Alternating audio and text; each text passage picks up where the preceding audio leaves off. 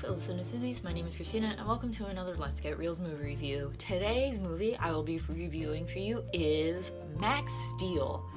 Some of you may be wondering why on earth would I go see this movie if you have maybe possibly heard of it, and some of you are wondering what the fuck is Max Steel? Because you probably never heard of it.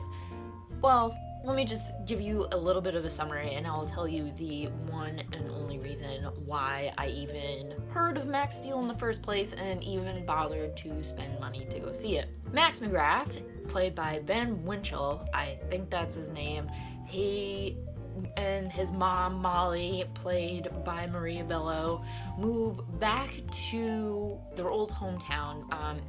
Molly had moved Max out of this small town, I don't even know where, because when Max was about 8 months old, his father had died, and his father was head of like this really big tech company. He was a big scientist, and from that point on, Max and his mom moved around from a lot of places, and finally they just settled back in this old town in their old house. Max starts high school again and he meets a girl that I will tell you who plays her at the end, but that really has nothing to do with it. They just threw in this love interest for Max, and he's very quiet in school. He tries to, blend in, but unfortunately Max can't blend in with anything because all of a sudden he starts getting this energy coming up out of his hands that makes the lights flicker, turns off his computer, makes cell phones stop working, and weird things happen all around him, like technology just kind of shuts down.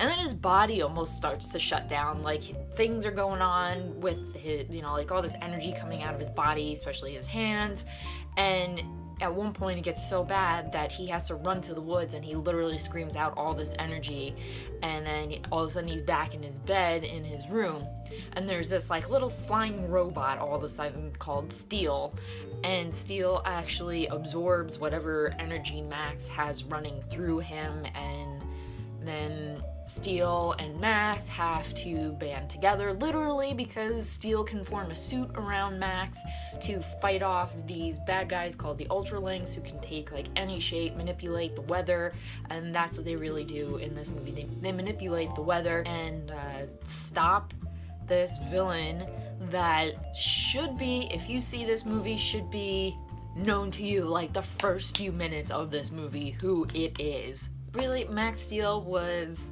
not that great. I mean, it wasn't terrible. I'm not gonna say it was terrible because I did enjoy it.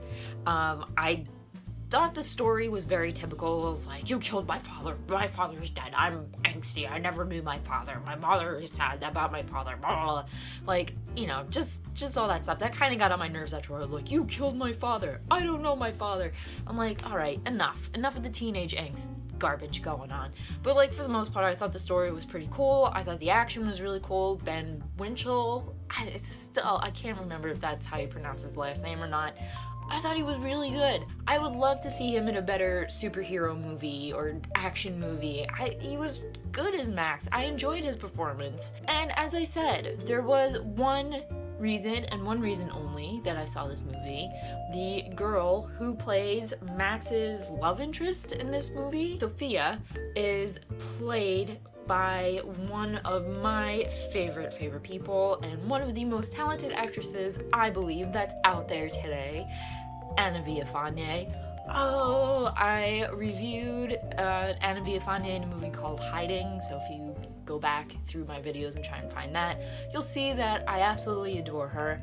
I think Anna Villafañe is such a good actress. She is currently on Broadway playing Gloria Estefan in the musical On Your Feet, and the girl can act on stage and on screen and look amazing and be amazing. She's super talented. I plead out to Hollywood, please put this girl in more movies. Give her her own friggin' TV show. Make a movie of On Your Feet and put Anna Villafañe in the movie. Anything. I just love this girl. She's so talented. Unfortunately, I do think she was not utilized in a great way. She was just like, her character was just thrown in there for a love interest, to throw in a girl aspect besides a mother, you know, and show like Max is a teenager and that like he gets nervous around her, and that's when some of his energy comes out, like of his hands, and he like almost explodes like one time when they're out on a date.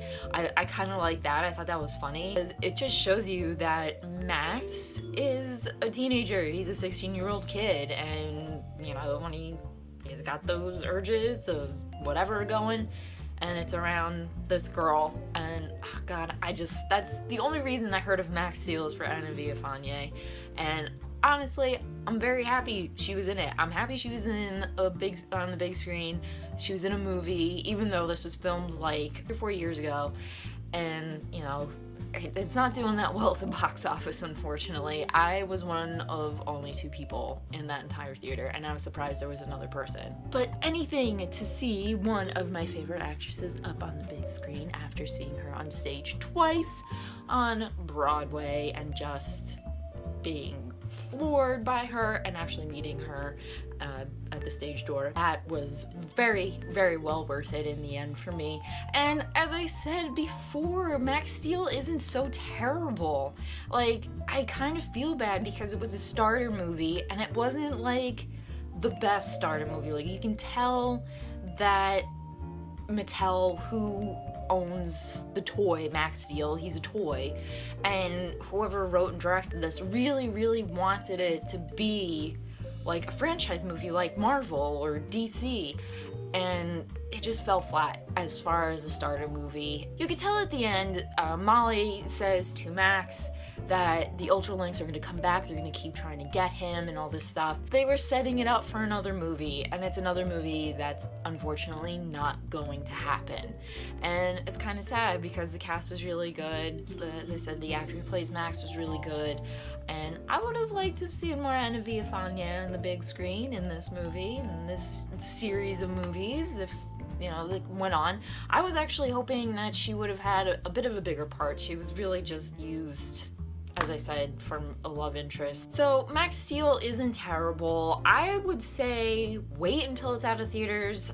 I mean, I'm not upset that I spent $10 for this movie in the theaters, but really, I would wait to see if maybe you can find it in Redbox, if it ever comes out on Netflix, if it's ever on Hulu, or however you guys go about finding movies these days. Try and find Max Steel. It's really not bad giving it at least one shot to see it.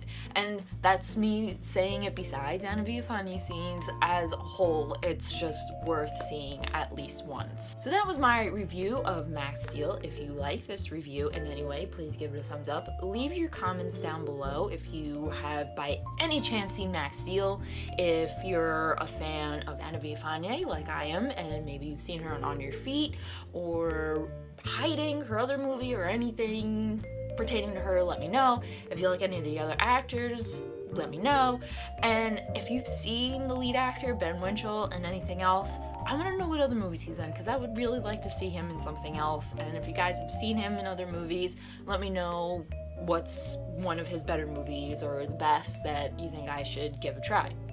Also in the comments, if you have any suggestions of what I should watch next, let me know, and if I pick your movie and I watch it and I review it, I will give you a shout out. And don't forget to hit that subscribe button for future Let's Get Reelz movie reviews, because that is what I like to do here. And as always, keep watching movies and stay absolutely fabulous.